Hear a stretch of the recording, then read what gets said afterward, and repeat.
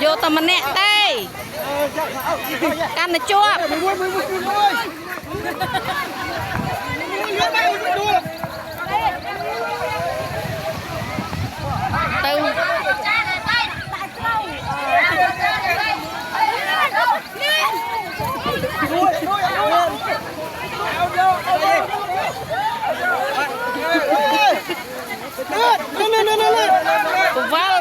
Beval.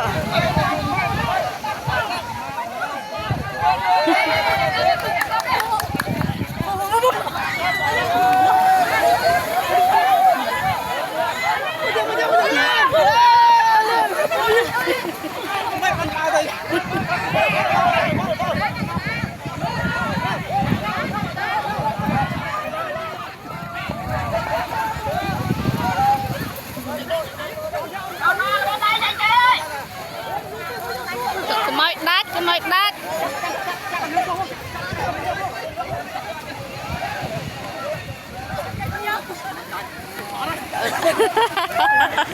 rồi không chưa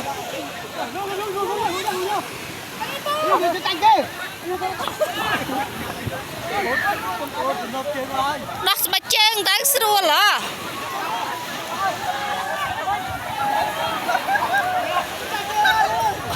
bao vậy bao đắt mà chân đáng xưa là ngày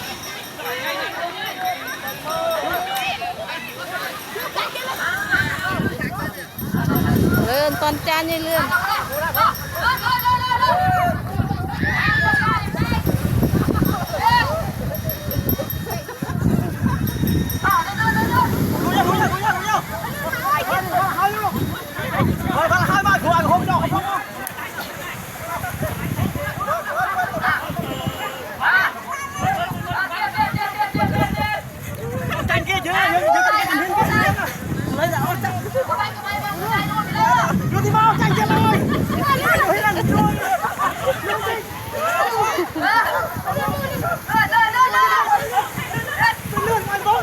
Vậy đắt.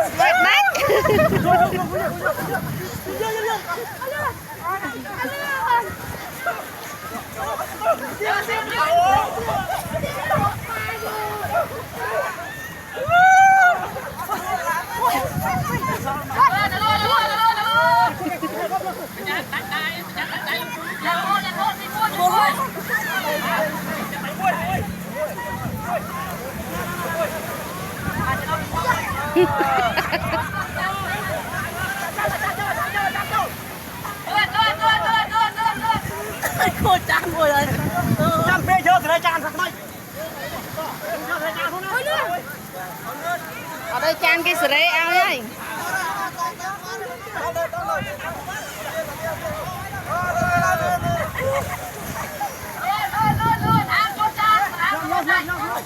Sao buôn lên lại sao buôn.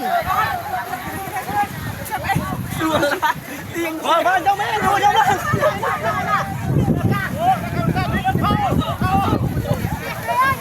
Sao đây đây kia nè.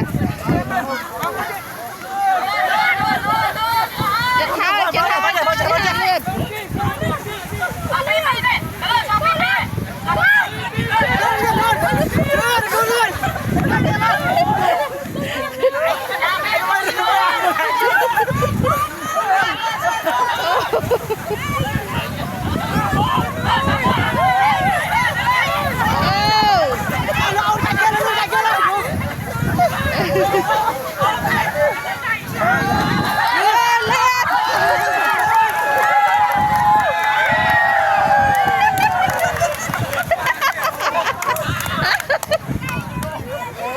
Mau.